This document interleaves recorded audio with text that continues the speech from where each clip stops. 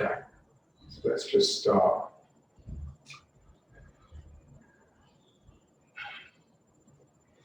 And so just feel the earth.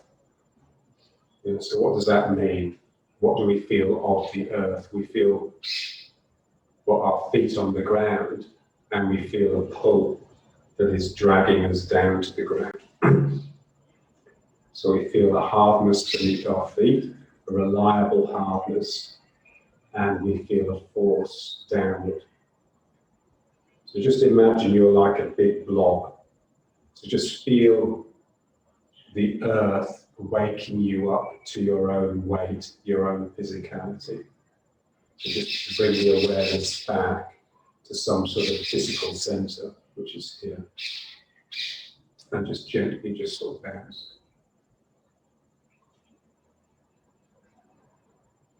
And then just move a little bit. So just rather than moving like this, just tilt over a little bit and just get a bit more weight in this foot. And then just tilt the other side.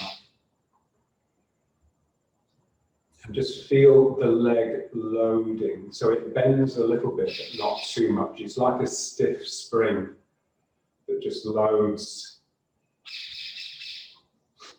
And then it returns you back. So you want to feel it slowly compressing. And then if you let it, it will throw you back. And so what is it that's actually allowing that return? It's something in your mind. Yeah? So your mind is actually just letting yourself down, and you can just keep going. You can just keep that mind relaxing, relaxing, relaxing down, and then something in you just lightens up. Ooh, and it just allows you to pop back. Yeah.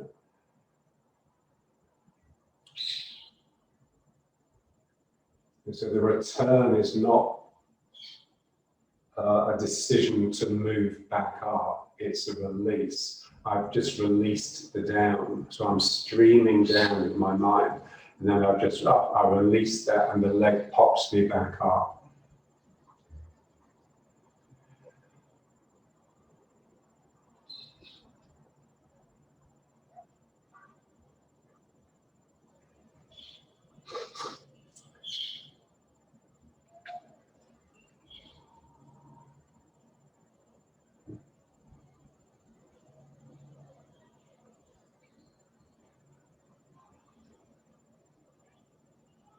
Still just feeling the physicality, so you're just your lumpishness, your massiveness being operated upon by the ground.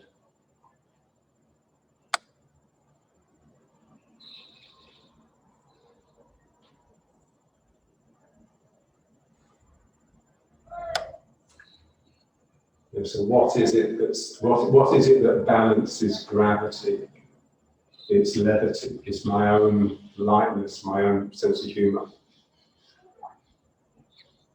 So this is a bit sort of grim and gloomy, and then I just lighten up, I smile basically, and that just throws me back. So the more advanced the work gets, the more it gets out of the body and into the psychology, really. So it's operating on these two levels. The body's doing something, but the mind is doing something that's quite separate from it, but related. So we don't want the body and the mind to be sort of melded together in this stupid lump. We're just full of awareness and sensitivity.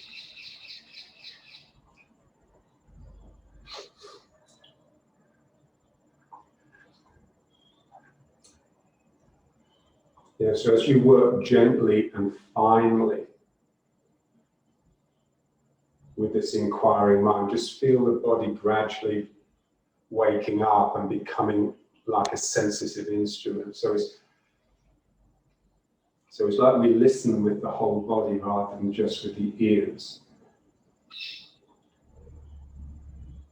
So you're feeling the sounds around you and the things around you as vibrations within your own body.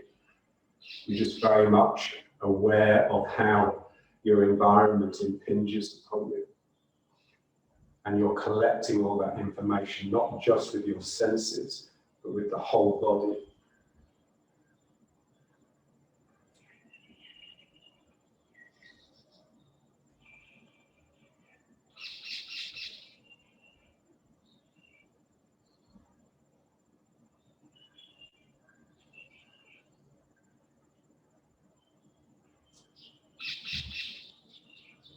So one way to get into that, we're sort of sensitizing the body as an instrument that collects information, is just to sing.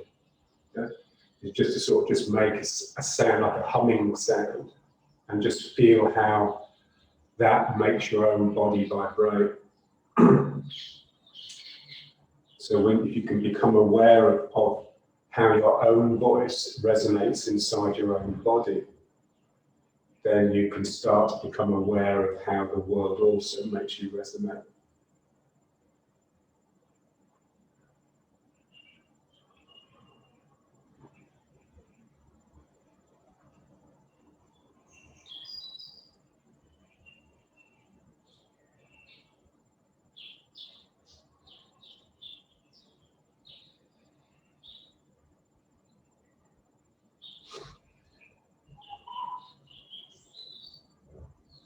So just gradually, it should gradually pull you down more and more.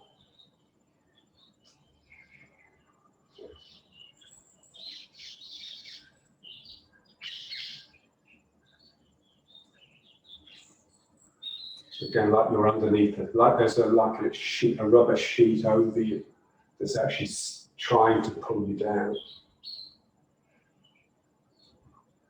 all the time.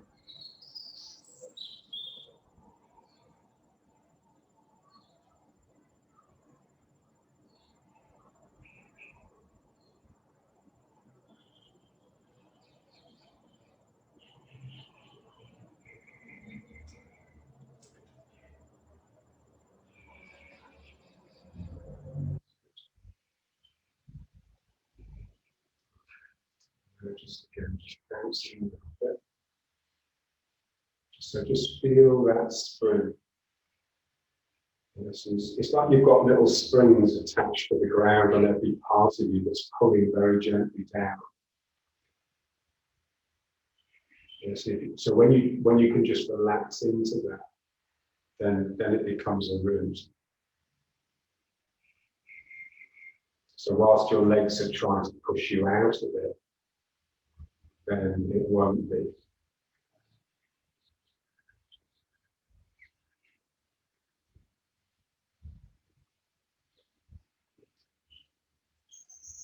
Okay. So now we've established this sensitive floor. So now let's give it a spine. So now let's give it some central verticality. So just feel the head suspended. Yeah?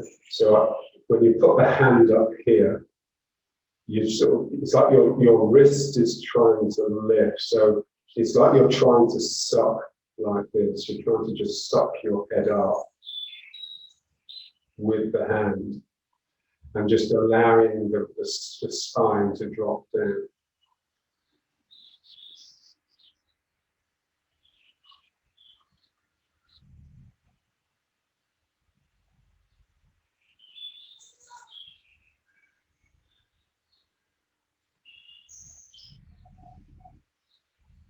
And so what we're trying to do is develop a tail.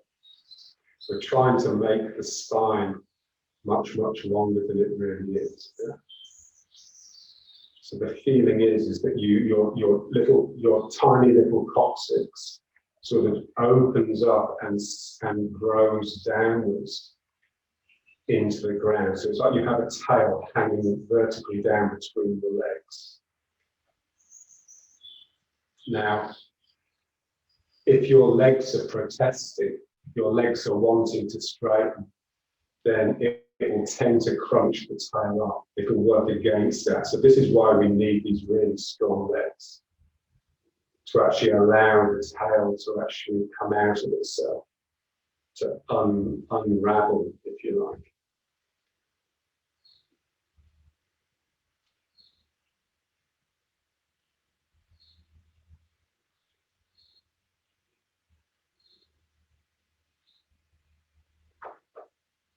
Okay, now just, you know, in Zazen, when they cast the eyes downwards, about a meter or two in front of them, and they pull the chin. Yeah?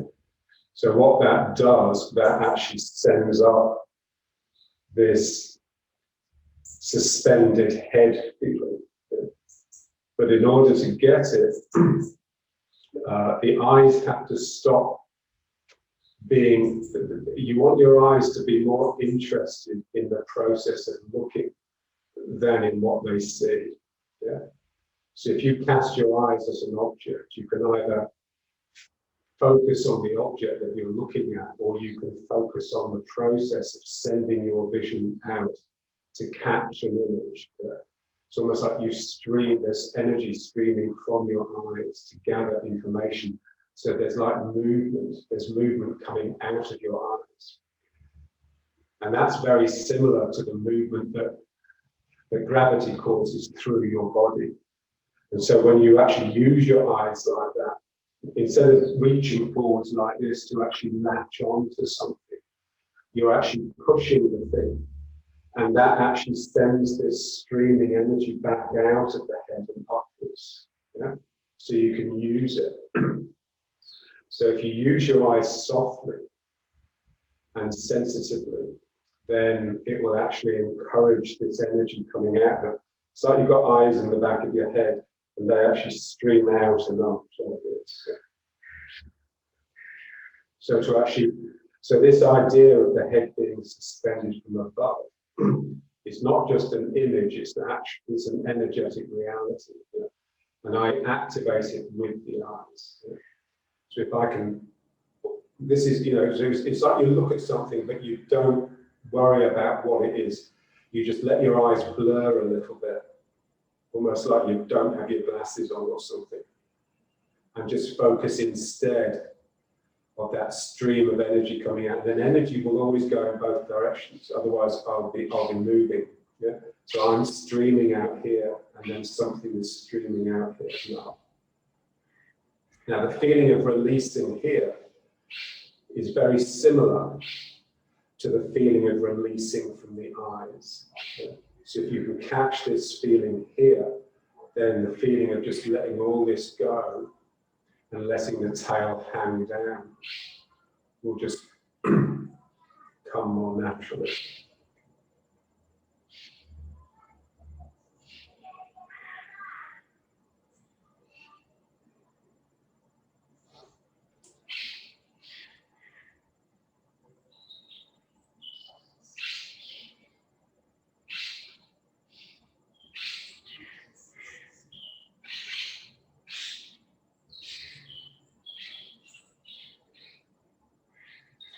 So this is the thing we're always having to remind ourselves. Yeah? So just rubbing down the back and just drawing this up. So like the cervical spine, the neck, and the lumbar spine, the lower back, we want them both to sort of just straighten a little bit.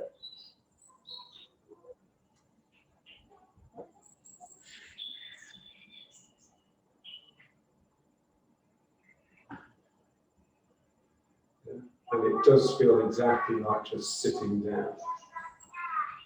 Just sitting down into the legs, with the tail extending. Okay. And now let's just move. So getting the weight going from leg to leg again, but instead of leaning like this, which is what we were doing at the beginning, we want to do it by tipping here slightly so that my tail, instead of pointing downwards, is now just connecting to this foot, is pointing down the leg. And then I just tip here a little bit. So I'm basically rocking the pelvis like we did last week, but I'm trying to get the tail pointing into the foot. Okay? And then so it's pointing down into this foot. There's this sense that I have to pull it back up, and then I can just tip this way, like this, to get my tail going down into this foot. Yeah. So the weight isn't really moving very much, but my intention, my pressure, which is coming from my tail, from my spine projecting down, is actually changing dramatically from this foot to this foot. Yeah. So just by tipping here, but also using that, the feeling that you have for the extension of your own spine, for your tail. Yeah. So it's like I'm just driving my spine down through this leg and into the ground. And when you do it, you don't want to bend the leg, because if you bend the leg, it's somehow, the tail doesn't quite go down properly. So this leg is actually straightening as I'm extending my tail down. And you see, it makes me want to turn this way. Whereas when I'm leaning like this, when I'm yielding, I'm wanting to turn the other way. So this is like the other side of the coin of what we normally do. Yeah. So I'm just tipping, extending my tail down, bringing it up, and extending the tail down.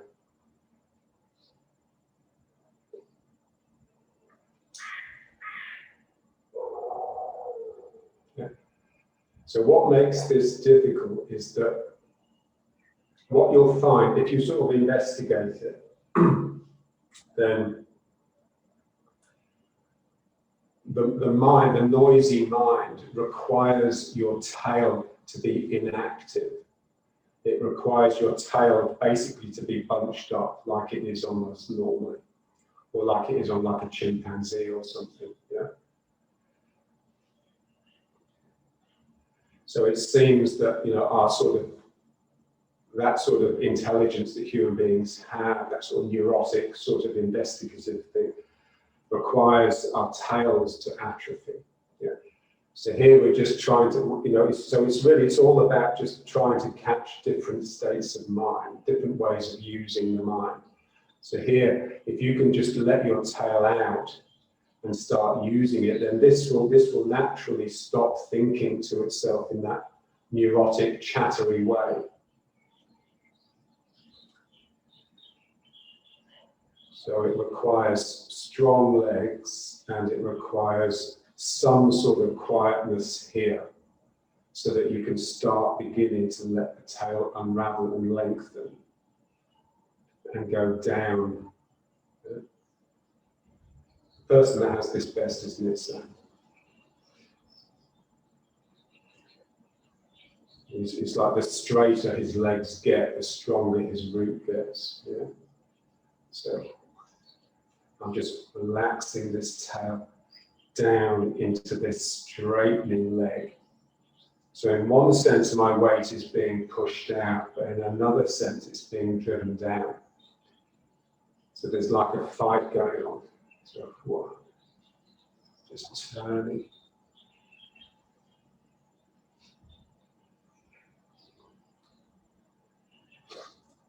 Yeah, so this is what we would call back leg energy.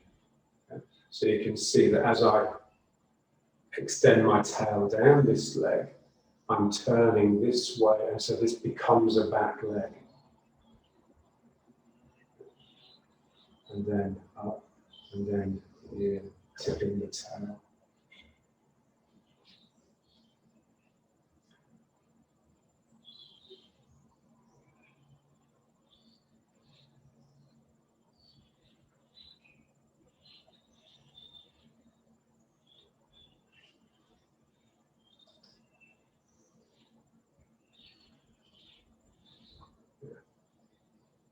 So all of these sort of things that we practice are just discoveries that I've made from working with people. So just working in sort of support and trust. So when you have, let's say I'm standing like this, and I have a big body here of another person who's just leaning on my hand in a very honest, just free-fall way, then how do I actually support that without becoming pacified and made a slave. How do I use that weight to actually improve my own connectedness and improve my own responsiveness? I have to somehow channel that weight down through my body and into the leg. Yeah? And it's actually much more effective if you can just relax the tailbone and let that down. Yeah? Because then you have a natural sense of something coming up and out. Yeah? So I want to be able to support another person, but also have a sense of activeness at the same time. Yeah? So that's all it is. I'm just sinking down this leg. Yeah? And that is allowing this sense, the same vision that we were talking about before when you're looking down. Something is coming out. So I'm with the streaming of the energy rather than just leaping out and catching hold of the thing that I'm looking at. So you become very aware of distance, which is very important for a martial artist because really it's all about speed and territory. You need to know exactly where you are in relation to the other person. So this is relaxing, but the pressure on that foot is quite intense. You know? And then I just bring my tail up the leg, and then I just lower it down this leg.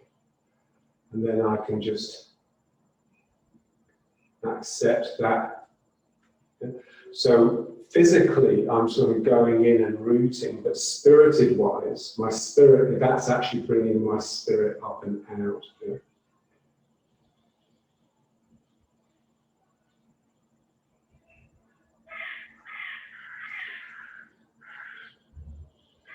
Yes, I mean, everyone can do this, but if you do it without the foundation, then what tends to happen is you don't use the tail. Yeah? So it's just a body that's with leg, spine, and arm. Yeah? So what actually makes it magical is when it becomes energetic, which requires you to be able to relax inside a posture that is quite a stress and a strain. And that the basic relaxation is in the tail to start with. Once you relax the tail down, then you can start thinking about relaxing the shoulder. Yeah? So the two places where the energy tends to get stuck are the shoulder and the hip. And it gets stuck at the hip because the tail's not relaxing. And it gets stuck at the shoulder because you're not expressive here enough. Yeah? Okay. So now let's just come back to him. Again, just feel the head suspended.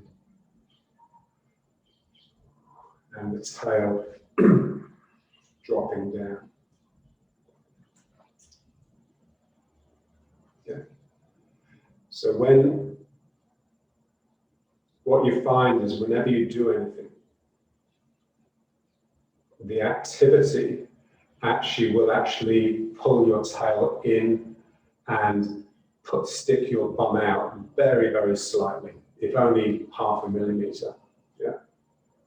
And that's because we associate activity with doing something with force, really. We're not used to using energy and using spirit. Yeah? So whenever we do something, it's always a little bit coarse, a little bit, the timing's not right. Yeah? Normally we're dithered. And so we end up having to use more effort than we really need. So in all these things, we're having to constantly tell ourselves just to let this relax down, because basically what it's wanting to do all the time here is stick out a little bit like this, because that gives me more thrust from here. So that gives me more what I think of as energy to actually engage the world. But it's not really energy, it's like a force that's just coming from my will, from my ego. So just relaxing this down, that's what we need to do. But the problem with it for people is that it's actually it's dull. Yeah? So when you come back to yourself, it's actually quite dull. We're all pretty boring. when you face it. We're so used to having a life that is filled with entertainment, with things to do, with distractions that we take to be reflections of ourselves, but they're not. So when you actually come inside and just really just let this relax, then it feels quite flat, quite grey. But that's our neutral place. That's the place we want to be able to come back to all the time. That's the place you have to slowly fall in love with.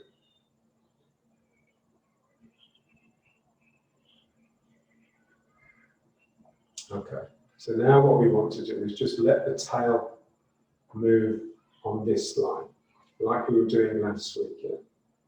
So I'm just rocking here. I'm just letting the tail go back, but really extending it and get a sense of something sort of coming out here.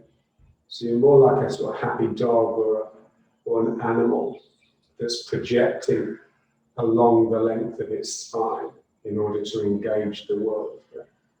And then you just pull that tail under, but just very gently. So it comes under my legs. So what happens now is the whole spine bends into this C shape. Yeah? And then you just let it rock back. So we're just operating from the tail. And then forwards. And then back.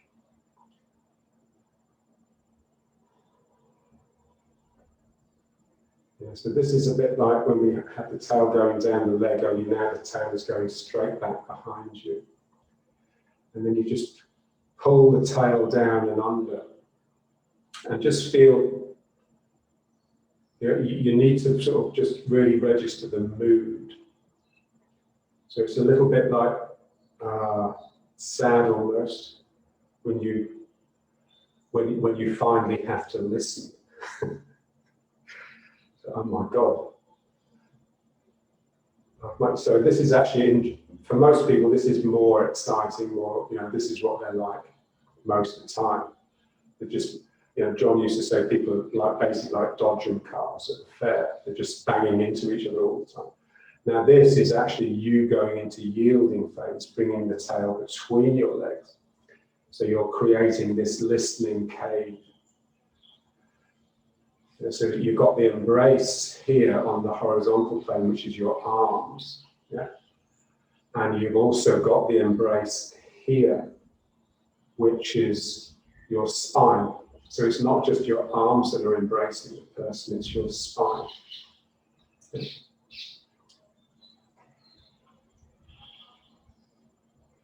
It's like, when you hug someone, yeah?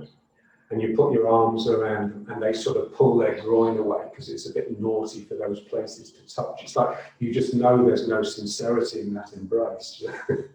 You have to really clash groins as well. And so you need the spine to hug as well as the arms, Otherwise, it's just all for show. Yeah? And then just let the tail back. So we're just trying to catch the mood, really.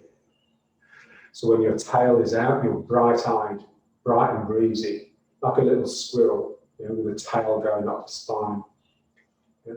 And then when you pull the tail under, suddenly you've just got this air of compassion and concern and just wanting the other person to just inhabit this space that you've created for them. And then rolling back. So this is attack. And then this is yield. Now normally when we do this all the time. Yeah, so let's say you're sitting on the sofa. Yeah, and you're just relaxing and you're watching TV, maybe chatting with a few friends, can of beer.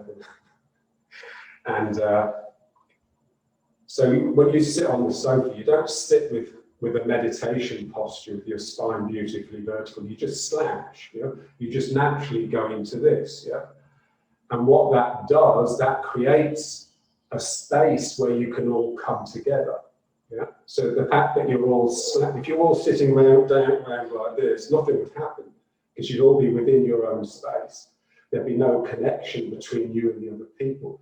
So what enables the connection is your bad posture. Yeah. Is the fact that you're slouching on the sofa and inviting something to come in. You're creating this circuit. Yeah.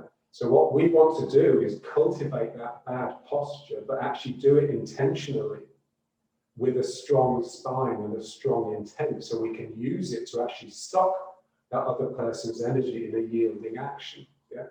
So most people, when they sit on the sofa and just collapse, their tail crunches up. Yeah. So basically, their spine just becomes like this with this little wart on the end. So what we want to do is keep the spine relaxing and extending. Yeah. So the people around you, you're touching them with the tip of your spine. Yeah. The tip of your spine and your eyes and your smile. Yeah. So it's the face and the tail. It's the two ends of the spine that are actually touching the people that you're with. Yeah. Not this brazen chest, which it would be if you were attacking. But when you're listening, you're removing the chest, but you're connecting with the head and the tail. So you've got them in a pincer, but it's on this vertical plane. Yeah? And then here, when you send the tail back out, now it becomes the chest and the fist and this mouth screaming at them or whatever. Yeah? And then here, when you draw the tail under, this space becomes empty. You've created an empty space for the other person to occupy. Yeah. And then, yeah, so I'm just wanting to impress that yielding an attack is just a function of your posture, it's a function of your spine. But the tail has to be unraveled. This is the problem, because normally when we do this phase, the tail curls up again. So to keep the tail long, so that I can actually bring it up the other person's spine. This is what John had. John was just so good at this. He could just come up to you like this, yeah? And you could just feel something coming up through your feet. You know, I'd be sort of hopping around sometimes because he was just undermining the space that you occupied all the time, yeah? And he was just doing that with his tail, yeah? With his root. And so,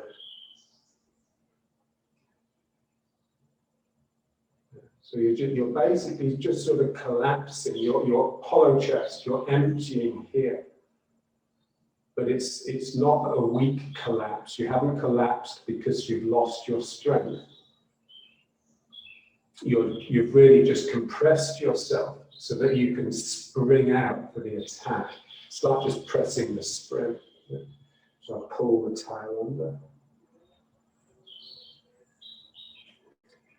And you can just see just how strong your legs need to be to actually maintain this without them wanting to push. As soon as the legs want to push up, and the tail will flip back out. Yeah. So this is what requires the strength. That's great. Yeah.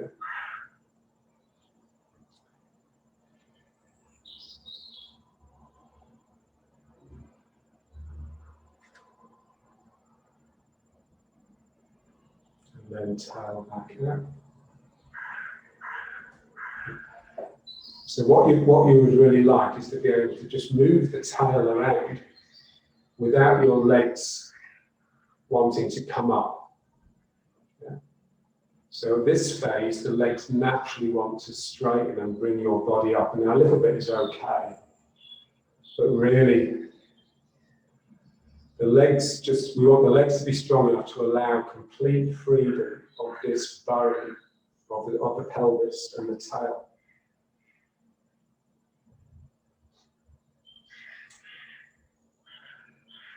Yeah, so this is like all your front energy gushing out, and then as you yield, you withdraw that, and that sucks the other person in. But now, of course, your back is expanding, so all the energy is coming out of your spine and down the arms and the ribs, like this, whilst this is remaining empty. And then it just reverses. Now all the energy in your arm sucks back into your spine and you thrust out from the chest, from the thymus, this point here.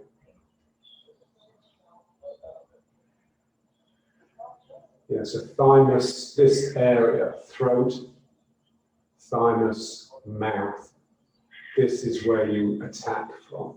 Yeah. And then you withdraw that and let it drop down to here.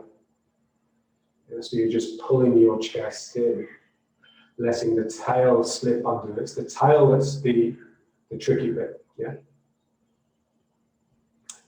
And then let the tail out. Yeah. So I mean, most people can do hollow chest, they just do this, you know? So the chest just doing this sort of thing. But to get it to happen because you brought the tail under is actually a bit more tricky.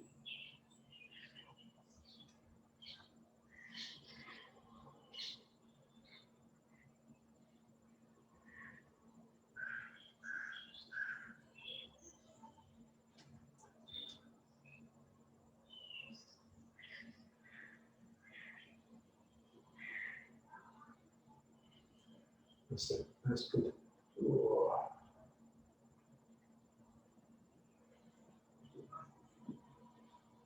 You're just sweeping your tail under.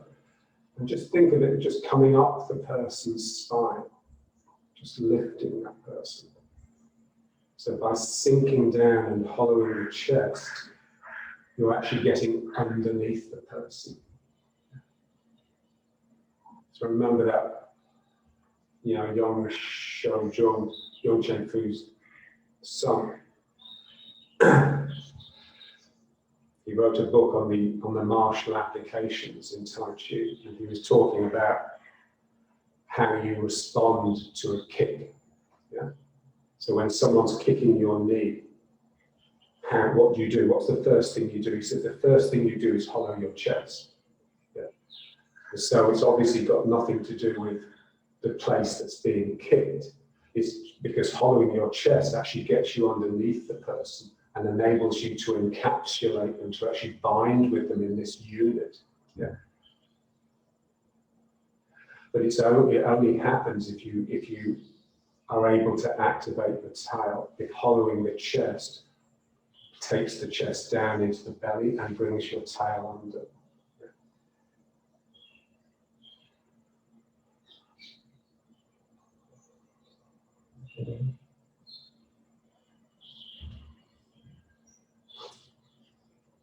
Okay, and now let's just try it. So that basically the same thing, but now just from a bow and arrow posture.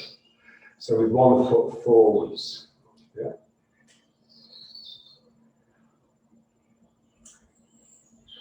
So this is basically the same as when we were doing this and we were just getting the tail to connect with this foot and then getting the tail to connect with this foot. So now you're doing it with 1 foot forwards and 1 foot back.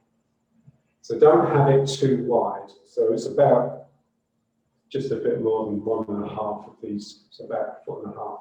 Yeah. But you want a bit of length between your feet. Okay, now you don't, basically what it is, it's just this posture here, this exercise, you know, the warm-up exercise that we used to do. Yeah. Yeah. So if you do this properly with a tail that is actually relaxed and unraveled, then basically what's happening is you're sending the tail into this foot, and then you're sending the tail into this foot. Remember the way John used to do it? You know, so he would be standing here and he would just be like this, you know. He wasn't, you know, the way that I would do it and try and teach the students was like this, you know, so a bit sort of constipated. And John would just be really jerking. And it's because he was pointing his tail. He was pointing his tail at the respective feet. So you just point your tail at the back foot and then just point it down at the front foot. Yeah? So you don't really move very much, but you're just connecting with the foot. So don't worry too much about the weight. Just try and get that connection. So just let the tail unravel, go down, and again, just imagine someone is leaning on your hand or someone's pushing your hand. And you don't want to push back. You want to just support it. So just root down into your leg. Yeah, so if they were to suddenly remove their weight from your hand, it shouldn't make you do this, which it would do if you were pushing back. Yeah, so you're just creating this line of strength through your own body with the tail that is relaxing and is going down into the leg. Okay, and now imagine that what they're doing now is leaning back. They're pulling your arm. So they pull your arm, so you allow that to pull you into the front leg. So now your front leg is anchoring you. They're trying to pull you off balance, and you're just holding that and allowing your tail just to curl under and hit that front foot. Yeah? So you really have to soften here. So it's getting into the front foot that's difficult. For any martial artist, apparently, using front foot energy is the real difficulty. Back foot energy is easy, whereas getting into the front foot is difficult. So this is all we're trying to do really, is just learn how to use front foot energy. And then you just bring it up, and now just imagine they're leaning on your hand. So the way I practice it with the students, I'll get them to stand like this, and then I will just lean on their hand. Yeah? Just give them my body weight, and then I will just hold their arm and just fall backwards into a leaning back, and that will just cause them to have to use the front foot to anchor themselves. Yeah? And back foot. And so the only difference really between what we're doing today and normal is just the tail. It's unraveling the tail and getting the tail connecting to the heel of the supporting leg. So here the tail down, up, and then here the tail down into that leg. And now let's just try, just do the exercise, just very simply, yeah, and just have a feeling for that. Yeah. You're connecting with the heel of the foot you're going into with the point of your tail. So when we get into the tail like this, it makes the energy much sharper because it's more pointed, if you like. Yeah, so the end of the tail is a bit like the head of an arrow, and I can point it where I like. Into this foot, into this foot. So it's not just a general sort of heavy weight moving from foot to foot. I'm really being quite precise. But that precision is actually in my tail. This is what's tricky. Yeah.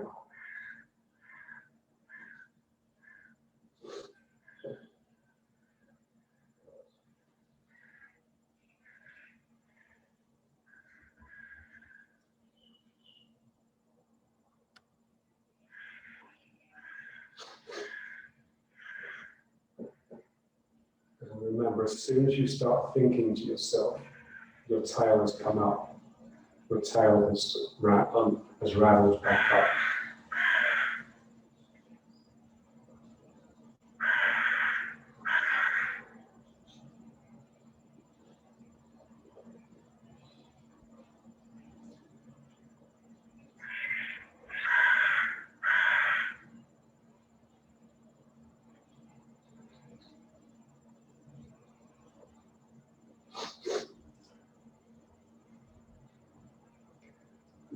It's difficult because, when you relax properly, it feels very fraught.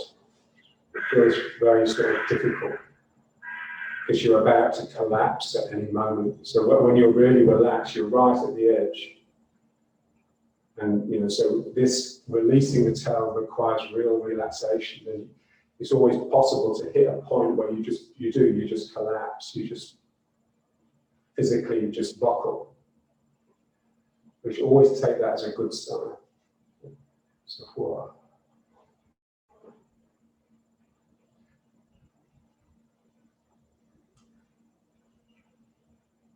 so energy is something that comes out of you when you release. So I have to let go and something will come flying out. So here I let go here and my tail will just relax down. And then this back leg is much easier than the front.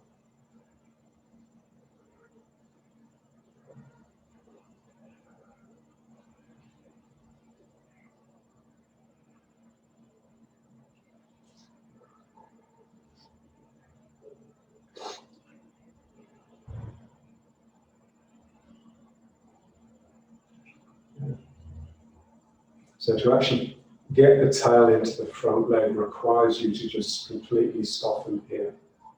This is what's so difficult about it. Because this is basically where the ego is. It's not really here. And this is what makes the work so difficult. The ego and the heart are basically in the same site. So it all gets quite confusing. Oh.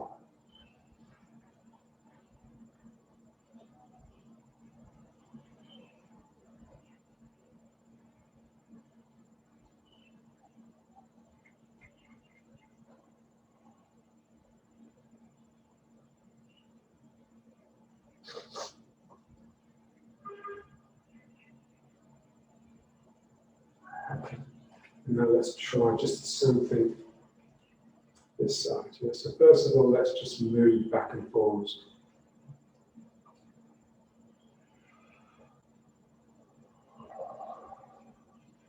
So here it's easy to feel the tail relaxing down into the back leg. It's a lot more difficult to get it into the front leg.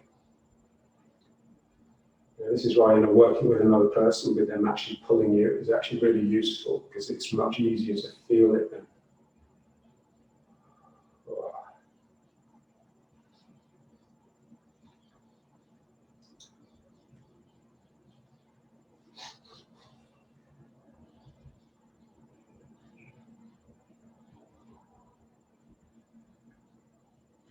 So what John would say is, there's a lot of spirit in the back leg, but the front leg has soul. So this is like you're just melting, in that front. So the power that comes from the front leg is really mysterious, because it's not sharp and sort of and fiery like back leg energy. It's just really accepting, but it just penetrates a lot more. So I'm just softening down into this leg, and it's creating this yielding space. And then as I go into the back leg, it's got this feeling here, and then as I come into the front leg,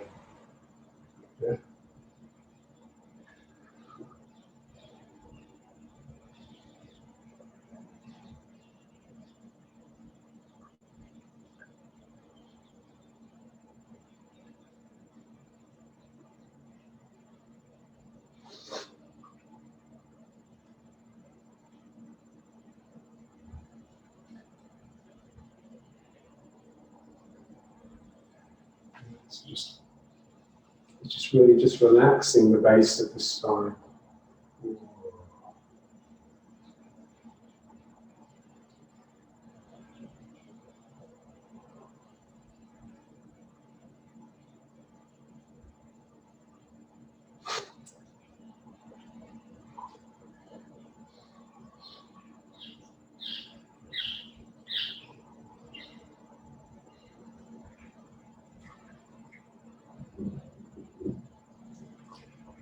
Yeah, so it was working on this when we were in Blakely that actually opened up all the other sort of structures that John was investigating, what he called the dragon body.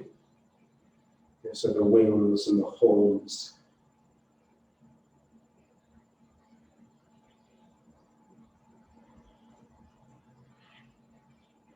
So the way I'm thinking about it is like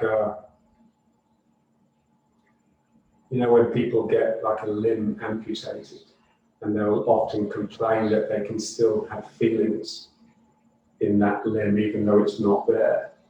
Yeah. So it's a bit like we have this memory of an energetic body that was once in its full glory, but the way we use the mind thinking has actually made it shrink in.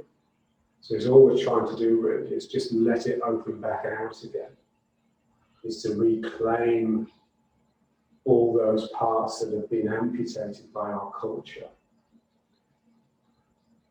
So here, just the tail slipping down. You can feel that if you really get this tail going down, then something also grows out here. Yeah?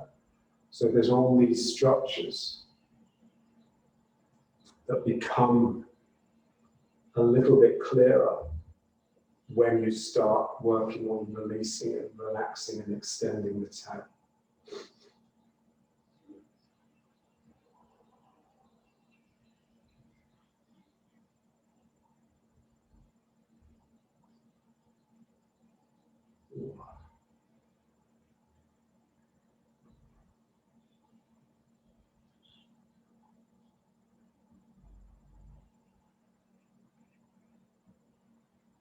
Right. Okay. So now let's just bring it back to here. So we just bring it back to this neutral place so you can register how what we've just been doing has changed the way you feel. It shouldn't necessarily make you feel better, but it should certainly make you feel different.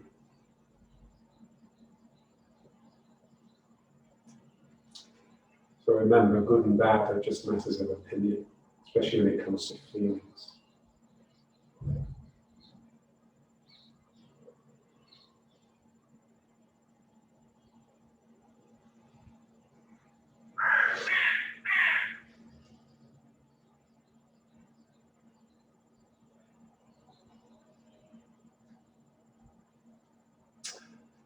I remember when I was a kid and my father had these two books on the bookshelf. He had loads of books on the bookshelf, but two that sort of caught my imagination. There were those, remember that Teach It Yourself series, the yellow and black books.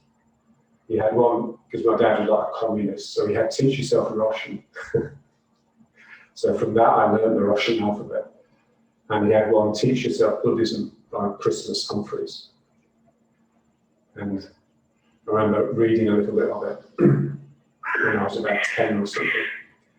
And he just introduced this idea that you can actually, through persistent work, silence the chatter in your own head. I remember just thinking, wow, I wonder what it's like when this quietens down. And that's like, so that's what I've devoted my life to.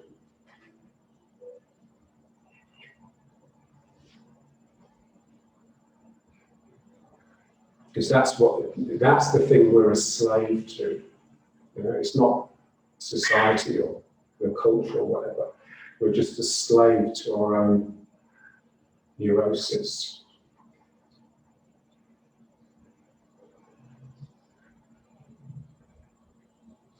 Okay. And now just feel the head suspended again, tail relaxing. Remember, when the tail relaxes, the tail just goes down from its normal position, which is pointing back slightly. Yeah. So this is bum in. We don't want, most people did it wrong. I did it wrong. Because they just pulled the bum in. They just pulled like they were sticking their dick up in the air bit, And what that does, it just crunches with tension this whole area. So you want it to lengthen, you want it to become bum in because something in you is released down, rather than because you've used muscles to pull it inwards. Yeah. And now just rotate the tail. Just feel like you're just sweeping it around. Yeah. So you're just rotating here. Imagine your tail is hanging down on the ground and you're just drawing a circle around yourself with the tip of your tail.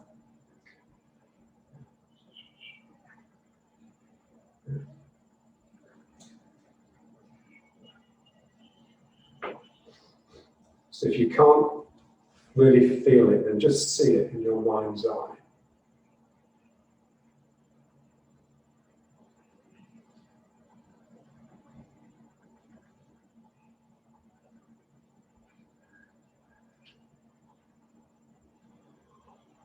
So again, we'd like to get that circle happening because there's a circle of release going on in this area rather than the circle of tension pushing it around. Yeah, so I'm just gradually releasing around this circle, and it's getting the tail to make this circuit.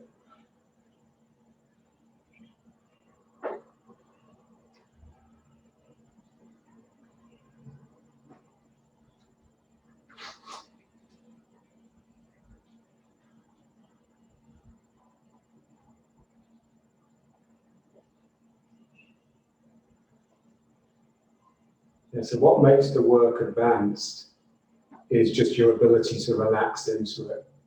So when we do an exercise like this, can you do it with your whole being? Or is it still only your body?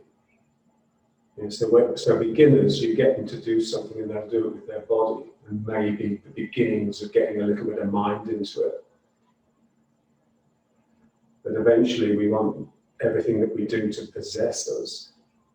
So that we're actually, so what's actually holding it all together is the spirit. So,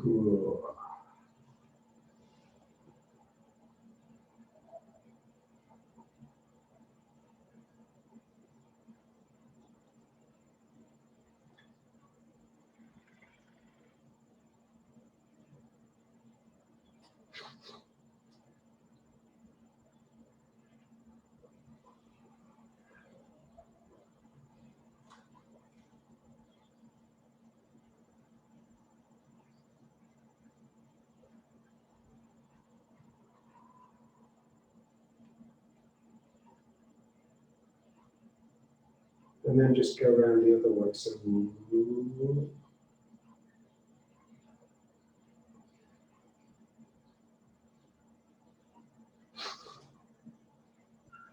and just always bear in mind that, you know, whatever you're doing it wrong. But if you can do it in such a way that your spirit becomes enlivened a little bit, even just a little bit, then even though what you're doing is wrong, it's perfect. So this was John's big thing. And it's by touching those like moments of perfection that actually, that's what he calls the self-inspiration. Yeah? So that generates material, it pushes you forwards. It's like self-correction, auto-correction. Yeah? Ooh, tail going back, tail pointing to the side, tail rolling round, pointing under.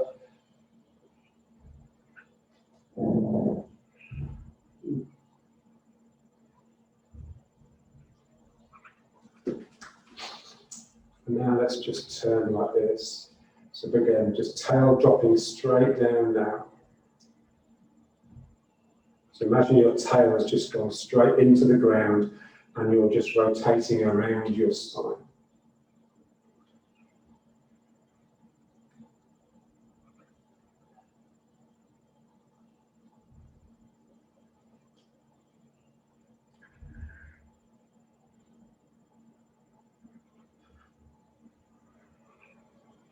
It's actually a good image. Yeah. Imagine the little devil inside the ground yanking on your tail, stopping your bum from going out. Because every time we do anything, the tail goes out,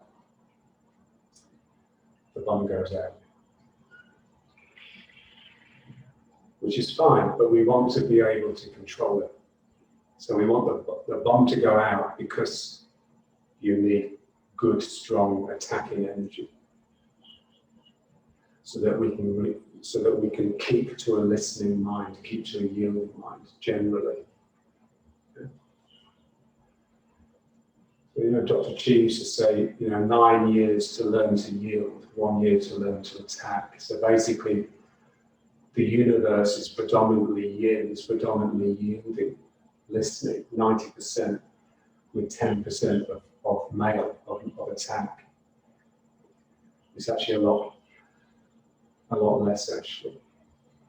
But And so most of our life is a listening state. And it is anyway, of course, because what we're listening to is the shit that goes on up here. But what we want to do is listen with our body, with our sensitive instrument, to what's going on around us. Yeah. So the only reason we listen to this is because we know it's all bullshit. We know it's just pure fantasy. And so it's just like a total indulgence. It's just a waste of energy. You know?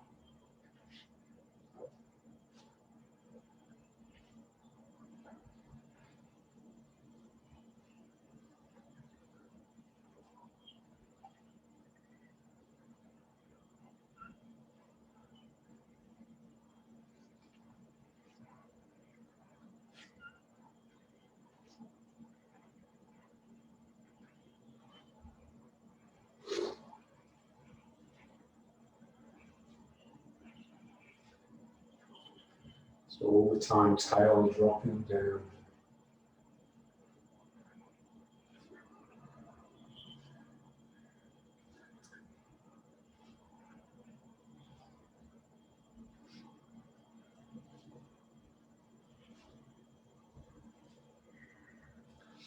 And then just back to here. Just feel that tail. Ooh, it's just dropping straight through.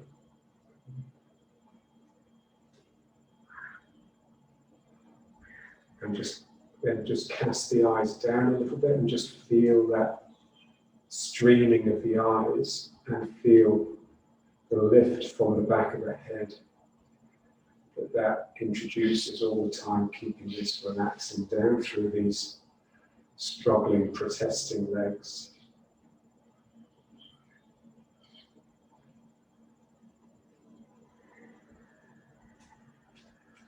And now let's just try a little bit. Let's just try a little bit of Qigong. So just from here. So first just up and into prayer posture, and then just back down to the down chair. And so let's just do a few of those. So just up and down. All the time trying to keep the tail relaxing downwards. So remember, every time you do a movement, it will tend to go out a little bit. And that's just like a bad habit that is correctable if you just put your mind to it. Yeah, so we're all pathetic, but we're not naturally pathetic. So we have to find our natural spirit. And that requires us to basically come back to some sort of neutral, bland state that's not us expressing, but us listening. So, cool.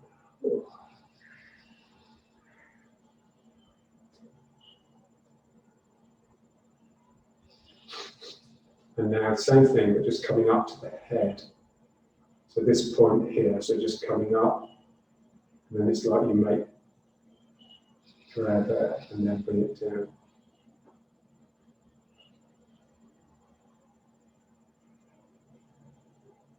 It looks great. And just feel how, if you can get your tail coming under slightly, then this movement here just becomes a lot more natural because it's just part of the sphere that you've created with your back. So if I can bring my tail under slightly, then this circuit is natural.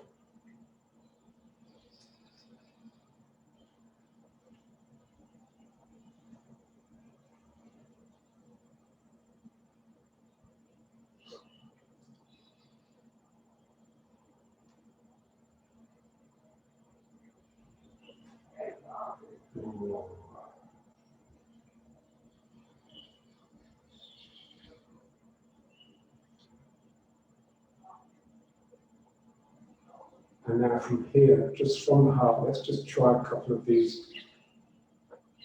So the arms up, just feel it pulling from here. Okay, now just imagine you've caught your two wings from behind and now you're just bringing them round. And then you just bring it back in to prayer posture. And again, just repeating, so up. So this is getting that rising energy up the front, coming up your chest into your arms. And then down, and now you're just catching hold of your wings and just slowly drawing them around so they envelop you. And then you just let the hands fold in to this heart center. So this is the tail going back a little bit. And then as you do this, the tail is coming under a little bit. So that will get your wings coming round, and then you just bring it in, and now you're in neutral position with the spine just dropping down. Spine going back a little bit, tail going back a little bit. Then just neutral, and then tail pulling under a little bit, which is bringing your hands in. Okay. So you can use your tail as like the motor for everything that we do. So this is my tail going back a little bit, which is getting my arms to go up. Now the tail just drops down again. Now the tail is coming under a little bit. Yeah, and the movement would be microns. It won't even be millimeters. It'll be tiny. The actual movement in your tail, but it's real. So wow.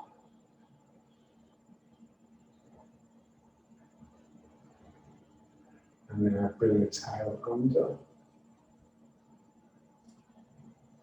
And now bring the hands in. Tail just dropping down now. Now here, send the tail back a little bit. Let the tail drop down again. Now bring the tail under to bring the hands in. And now let the tail drop down again. And that will just draw your hands in. And now one more. So up, tail going back, just a fraction. Tail dropping down. Tail coming under. And now tail dropping down, that brings you.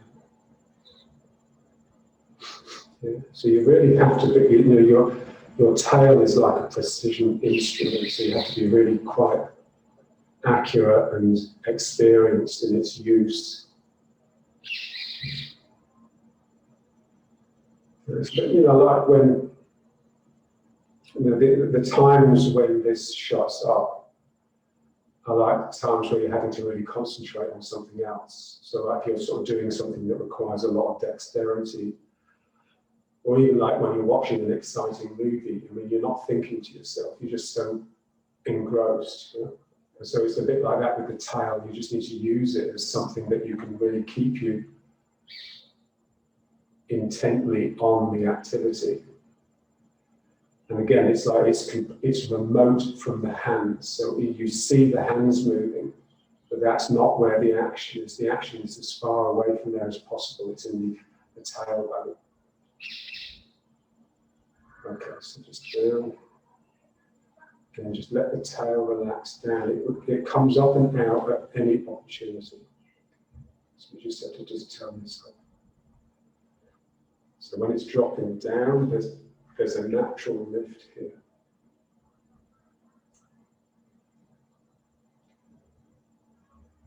That's great. Okay, so let's leave it there. Let's see if we can get out of this posture. Yeah, so there's something quite alarming.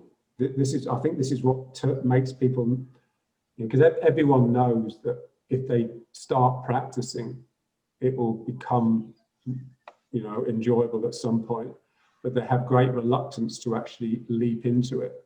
Yeah, and I think it's just that memory of the absolute difference. That's why I love that. It's Casaneda's second book. He called it a separate reality. So it's like the reality that you inhabit when you're doing your work is completely different from the reality that you're inhabiting in your normal life. Eventually you want them to sort of become the same, but it's that takes a lifetime. And so this is what people find difficult. You know, that they either struggle to keep their practice the same as their normal life, so they'll have music on, or they'll be thinking to themselves, or you know, that they allow it to take them into these separate realities, but then it becomes quite daunting to actually even just start practicing. You know? But as John would say, no one said it was going to be easy. No, but I think for me it's this split moment that you get in a practice, and sometimes it takes 5 or 10 practices before you get this split second of this feeling where everything is kind of in a balance, or I don't know how to describe this.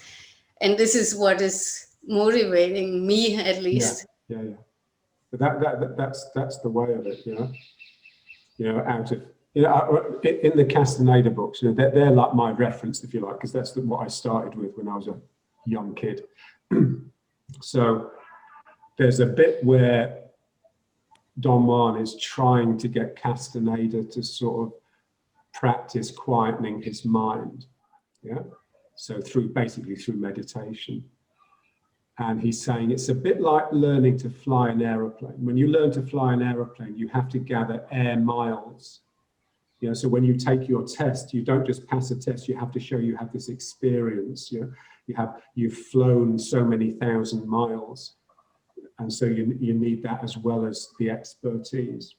He says, it's a bit like that. He says, you've just got to gather to yourself silent time. Yeah. And so, you know, before you can break through into this sort of world of energy.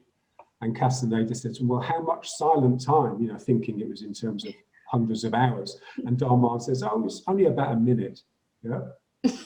And that's when he realized, oh, there's silence and there's silence. Yeah.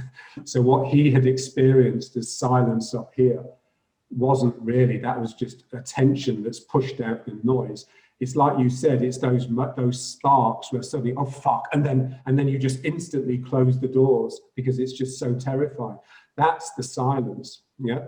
So you just need to gather enough of those, yeah, before you can actually have the courage to just come out of your lair, just a foot, yeah, to actually venture into the world of energy. And so, yeah. And John used to say, he says, my life has been a life of glimmers. You know, a life of glimpses. Yeah? So suddenly the doors open and you just see the way things really are, and then your fear just closes it back again, and then maybe you'll have to wait a year to actually get another glimmer like that. Yeah, and so that's basically a good student. A good student is the one that can allow something so rare to actually lead their life. The average person needs constant reassurance. They need to have lots of regular, less intense experiences. You see what I mean? Yeah. And so it's like, you know, like if you really like Milarepa, yeah, he could just be sitting there meditating and some hunter just comes upon him in the forest. And the hunter is just gobsmacked by that perfection that's in front of him and sits down, and then Milarepa just gives him a simple instruction, you know, just count your breaths or whatever. The guy goes off, never sees him again, but eventually, after a lifetime of practice, becomes enlightened. You know? So he's just had one amazing experience that has then fed everything that he's done. Yeah, and those experiences are like all around us. It's just that we're too noisy up here to sort of see them. You know? And this is why I think, you know, people of old were actually much more fortunate, but also much better than we are, because they were just they had less distractions. They were just naturally more silent. They had less expectations. They were less full of themselves. Yeah, because basically, if you're full of yourself, then and you were living in a barbaric society, you'd be dead. Yeah, because someone would have sought the obnoxious twat and just stuck an axe in your head. Yeah. Or you wouldn't have been able to go out and do the hunting because you'd have been thinking about whether you look good or not. Yeah. And so that's, you know, so that's, you know, so we've sort of lost touch. Yeah. But I think it's those glimmers. You just have to honor those glimmers. Yeah. Pray to them. Yeah. Pray for them. Yeah. and then they'll come. Okay.